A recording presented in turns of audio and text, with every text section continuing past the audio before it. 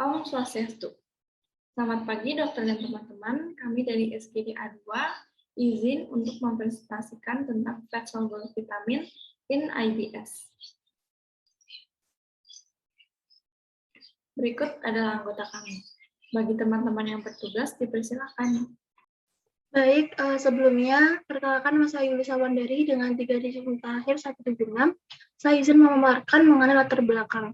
Jadi IBS sendiri adalah merupakan gangguan gastrointestinal fungsional yang ditandai dengan tingkat nyeri atau ketidaknyamanan perut, perut kembung, distensi perut, dan perubahan kebiasaan buang air besar. Kemudian IBS sendiri itu dapat dikaitkan pada beberapa faktor seperti pola pencernaan yang berubah atau intoleransi terhadap makanan berlemak dan produk susu.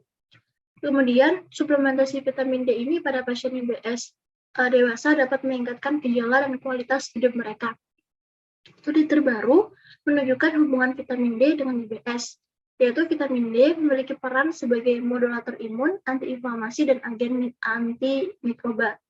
Pada reseptor vitamin D akan diekspresikan dalam usus yang mempengaruhi fungsi usus, gejala, dan mortalitas. Baik, sekian dari latar belakang. Kemudian saya lanjutkan oleh rekan saya. Terima kasih. Baik, perkenalkan nama saya Nyoman Persjana dengan 3 digit internasional 4 akan melanjutkan dari presentasi teman saya. Di sini selanjutnya adalah rumusan masalah. Di sini yang pertama ada apa definisi fat soluble vitamin in IBS. Yang kedua ada bagaimana metode pencarian jurnal tentang fat soluble vitamin in IBS. Dan yang ketiga bagaimana pencernaan dan penyerapan fat soluble vitamin in IBS, berapa RDA fat soluble vitamin in IBS. Yang kelima ada bagaimana risiko permasalahan fat soluble vitamin in IBS. Dan keenam bagaimana pendekatan nutrisi mengatasi masalah fat soluble vitamin in IBS. Yang selanjutnya di sini ada tujuan. Di sini yang pertama tujuan untuk mengetahui definisi fat soluble vitamin in IBS. Yang kedua untuk mengetahui metode pencarian jurnal fat soluble vitamin in IBS. Yang ketiga ada untuk mengetahui pencernaan dan penyerapan fat soluble in IBS. Dan keempat untuk mengetahui RDA fat soluble vitamin in IBS. Yang kelima untuk mengetahui risiko permasalahan fat soluble vitamin in IBS. Dan yang keenam untuk mengetahui pendekatan nutrisi mengatasi masalah fat soluble vitamin in IBS. Yang selanjutnya ada manfaat. Di sini yang pertama ada manfaat teoritis. Dengan adanya student project ini, penulis dan pembaca dapat mempelajari lebih dalam dan menambah wawasan tentang fat soluble vitamin IBS.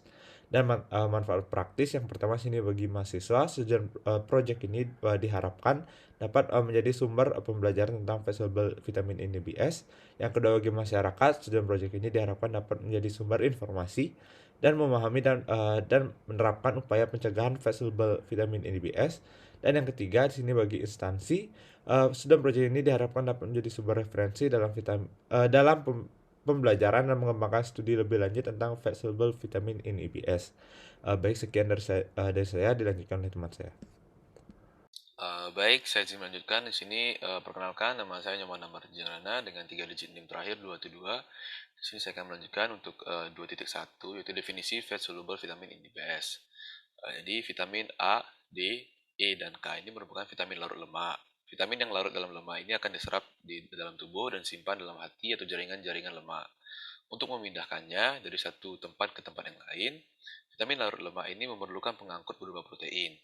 Karena sifatnya yang tidak larut dalam air, vitamin tersebut tidak diekskresikan. Oleh karena itu, vitamin ini dapat ditimbun dalam tubuh bila dikonsumsi di dalam jumlah yang banyak.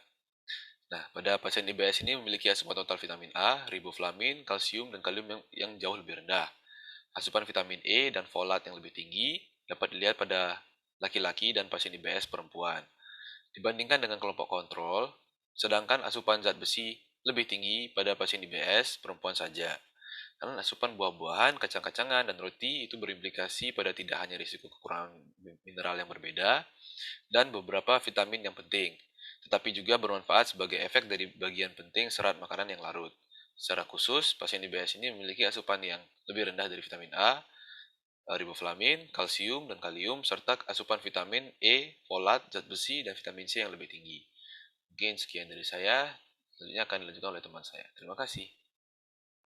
Perkenalkan, saya Olivia Theodora dengan 3 digit NIM terakhir 090. Saya izin untuk mempresentasikan metode pencarian jurnal tentang Fat Soluble Vitamin in IBS.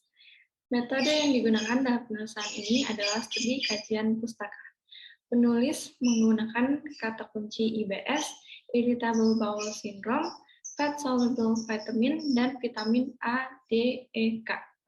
Untuk mendapatkan jurnal ilmiah nasional serta internasional yang spesifik. Sumber pustaka yang digunakan dalam penyusunan student project ini melalui laman database jurnal, yaitu PubMed, Science Direct, dan Google Scholar. Penelusuran artikel pencarian dalam periode tahun 2010 sampai 2022. Data kemudian disusun secara sistematis sesuai dengan topik masalah yang dibahas, disertai kriteria inklusi dan eksklusi. Baik, sekian dari saya, bisa dilanjutkan oleh teman-teman saya. Terima kasih. Perkenalkan, saya Yusuf Tagumentayana dengan 3 digit yang terakhir 235. Di sini saya akan melanjutkan presentasi dari teman saya. Di sini, pada bagian 2.3, pencernaan dan penyerapan fat soluble vitamin in IBS. Di sini, IBS sebelumnya adalah gangguan usus yang menyebabkan gejala seperti sakit perut, modifikasi motilitas, dan kebiasaan buang air besar, distensi, kembung, dan gas. Vitamin D dapat mengganggu sebagian besar mekanisme seluler dan bertindak secara langsung atau tidak langsung dalam regulasi mikrobioma, pelepasan peptida antimikroba, serta modulasi sistem kekebalan dan proses inflamasi yang pada gilirannya secara positif dapat mengganggu fungsi usus. Lalu, saya menemukan ada suatu tinjauan dari studi yang mensurvei di sini melibatkan dampak vitamin pada IBS yang menilai parameter antropometri, klinis darah, dan urin dalam waktu 24 jam, serta asupan makanan pada awal dan setelah suplementasi vitamin A, D, E, dan K selama 2 minggu. Pada tahap awal yaitu serum aspartate. Di sini aktivitasnya yaitu ada ASC atau amino transferase yang lebih tinggi pada pembentukan batu dan dibandingkan pada pembentukan batu lainnya. Dan lalu di sini dia itu menurun secara signifikan pada pasien SF setelah suplementasi. Sekian dari saya, mungkin selanjutnya akan dilanjutkan oleh teman saya. Baik, perkenalkan, saya Putri Trisha dari Pramudia dengan 3 digit dan terakhir 040. Di sini saya akan melanjutkan presentasi tentang RDA, vitamin larut lemak pada IBS. Didapatkan data bahwa lebih dari 2/3 pasien IBS menghindari susu dan turunannya karena mereka yakin bahwa gejala muncul akibat mengonsumsi produk tersebut. Sehingga diperkirakan 12% dari mereka beresiko defisit nutrisi jangka panjang. Namun tidak ada korelasi signifikan yang spesifik terkait hal tersebut. Pasien IBS di sini sangat beresiko mengalami defisiensi vitamin larut lemak yaitu A, D, E, dan K. Kemudian total asupan yang jauh lebih rendah dari vitamin A, riboflavin, kalsium, dan juga kalium, serta lebih tinggi dari vitamin E, folat, zat besi, dan juga vitamin C. Untuk presentasi selanjutnya akan dilanjutkan dari rekan saya. Terima kasih. Baik, sebelumnya terima kasih atas kesempatannya. Perkenalkan, nama saya Lidion Samati dengan NIM 077. Pada kesempatan kali ini, saya akan mempresentasikan tentang RDA fat soluble, di mana pada RDA ini terdapat 4, yaitu vitamin A, D, E, dan K. Pada RDA vitamin A terdapat asupan pada orang dewasa, yaitu dibedakan menjadi laki-laki dan perempuan. Pada laki-laki, asupan 900 mikrogram per hari, sementara pada perempuan, yaitu asupan 700 mikrogram per hari. Pada RDA vitamin D dapat dimulai pada asupan 12 bulan hingga 20 tahun dan meningkat berdasarkan usia, yaitu dengan asupan 15 mikrogram per hari. Sementara pada vitamin E, yaitu dengan asupan 15 mikrogram atau dapat dilainkan dengan 22,5 international unit alpha tocopherol. Nah, sementara pada RDA vitamin K itu dimulai dengan asupan pada orang dewasa 120 mikrogram per hari pada laki-laki dan asupan perempuan 90 mikrogram per hari. Baik, sekian prestasi dari saya dan dapat dilanjutkan oleh rekan saya. Perkenalkan, saya Nilu Putri Delia dengan 3 digit NIM terakhir 060. Di sini saya akan melanjutkan presentasi dari rekan saya, yaitu risiko permasalahan fat soluble vitamin in IBS. Banyak penelitian telah menunjukkan bahwa anak-anak dengan IBS memiliki tingkat vitamin D yang jauh lebih rendah daripada populasi yang sehat. Kekurangan vitamin D tidak hanya berdampak negatif pada sistem kerangka manusia dan perkembangan berbagai penyakit, yaitu seperti penyakit kardiovaskular, diabetes, penyakit autoimun, penyakit usus seperti kanker kolorektal, dan juga gangguan GI tract seperti IBS yang sedang kita bahas saat ini. Meskipun defisiensi vitamin D ini erat kaitannya dengan paparan sinar matahari yang buruk, namun tidak ada perbedaan yang signifikan antara populasi laki-laki dan perempuan, tetapi lebih mengarah ke faktor usianya, di mana untuk usia lanjut yang ditemukan memiliki korelasi positif dengan kekurangan vitamin D. Adanya penelitian lebih lanjut diperlukan untuk menetapkan bagaimana peran terapeutik vitamin D dalam pengelolaan pasien IBS, dan defisiensi harus ditangani dalam diagnosis dan pengobatan kondisi tersebut. Sekian dari saya, akan dilanjutkan oleh rekan saya. Terima kasih. Baik, sebelumnya, perkenalkan, saya Gida Agus Pradana dengan 3 digit NIM terakhir 139. Jadi saya akan menjelaskan tentang pendekatan nutrisi mengatasi masalah fat soluble vitamin in IBS. Nah, jadi IBS ini adalah gangguan pada usus besar yang ditandai dengan adanya kekembungan, diare, hingga ada konstipasi. Nah, biasanya IBS ini disebabkan karena adanya defisiensi dari vitamin D. Nah, jadi vitamin D ini yang mengalami defisiensi juga akan menyebabkan osteoporosis pada orang dewasa. Oleh karena itu, dengan memberikan suatu pencegahan hingga tata laksana kepada pasien IBS dengan vitamin D ini sangat penting untuk dilakukan. Nah, jadi di sini terdapat beberapa pencegahan yang dapat kita lakukan, seperti pada orang tua yang berusia kurang dari 65 tahun dan tidak mendapatkan paparan sinar matahari minimal 1 minggu itu dilakukan selama 30 menit sebanyak 3 kali, wajib untuk mengkonsumsi 600 hingga 800 international unit vitamin D setiap harinya untuk mencegah terjadi defisiensi dari vitamin D. Nah, dengan pemberian vitamin D3 ini, jika dibandingkan dengan pemberian vitamin D2, menunjukkan efikasi dari vitamin D3 ini untuk mendapatkan kadar optimal dari 25-hidroksivitamin ini sangatlah baik dibandingkan dengan pemberian D2. Nah, sehingga vitamin D3 ini menjadi terapi pilihan untuk memberikan terapi kepada pasien dengan defisiensi dari vitamin D dan menyebabkan IBS. Mungkin sekian dari saya. Next. Selamat pagi, dokter dan teman-teman. Perkenalkan, saya Dayu Komangananta Maharani dengan nomor induk mahasiswa 20025111006. Di sini saya akan melanjutkan penjelasan mengenai jumlah vitamin D yang dibutuhkan. Itu tergantung dari tingkat atau derajat keparahan defisiensi dan faktor risiko yang mendasarinya. Oleh karena itu, tata laksana juga memiliki perbedaan. Untuk pemberian suplemen awal selama 8 minggu dengan 6.000 international unit D3 yang dikonsumsi setiap hari atau 50.000 international unit per minggu dapat diberikan hingga serum 25-hidroksivitamin D dapat mencapai 30 nanogram per mililiter.